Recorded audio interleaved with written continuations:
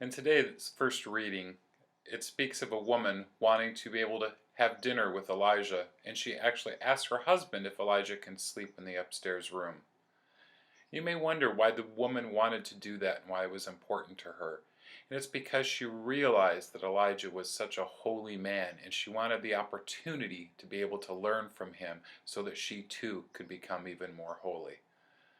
In today's gospel, Jesus says that if you welcome the prophet, that means you are welcoming Jesus himself as well. Jesus also teaches us that when we welcome good people or righteous people, we are getting a reward from God. Now you may wonder what that reward might be. Yes, it is God's blessing that he gives to us, but it's also the reward is that we get a chance to learn from all these righteous people so that we can become more holy. Now, isn't that incredible? It's so important, too, that we try and be around people who are a good influence on us, that we see as righteous and holy. But at the same time, we need to be careful of being around people who are bad news. If we're around those types of people all the time, it can have a drastic influence on us and cause us to not be able to be who we should be.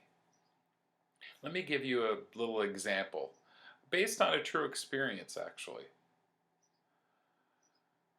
I was hanging around with a group of people who tended to use profanity quite a bit.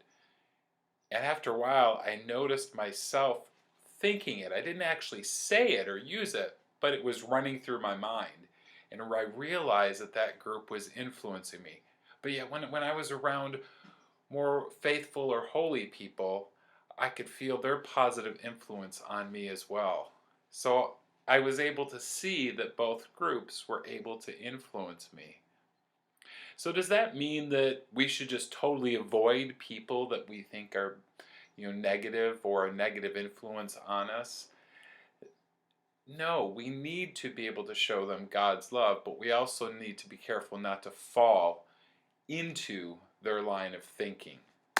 There are many gospels that mention that after Jesus has been around people, that he would leave and isolate himself in order to recharge his batteries and be refilled with his Father's love. And then he could go back to teaching. And the same thing applies to us. We need to connect with God. And we need to connect especially with people who have a deep faith and let them influence us and recharge our batteries so that we are able to go and teach others who don't know God. And they help protect us from those who want to be negative. And we don't always have to just be careful of people. We also have to be careful of the media in general, what we read, what we see on TV, and all of those negative influences. Now, if we read something positive or see something positive on TV that helps us to become a holier person or more connected to God, that's okay. And yes, as Christians, Jesus calls us to become the light of the world. And what does that mean, the light of the world? Well, the world tends to be a very dark place because there are so many people that don't know God's love. And they're doing things that God would say are wrong. So we need to be able to help them. And it's important that we protect our light and that we don't let it be diminished from those people. And when we need to, we can be around those who can help our light shine even brighter. Thank you, and God bless you.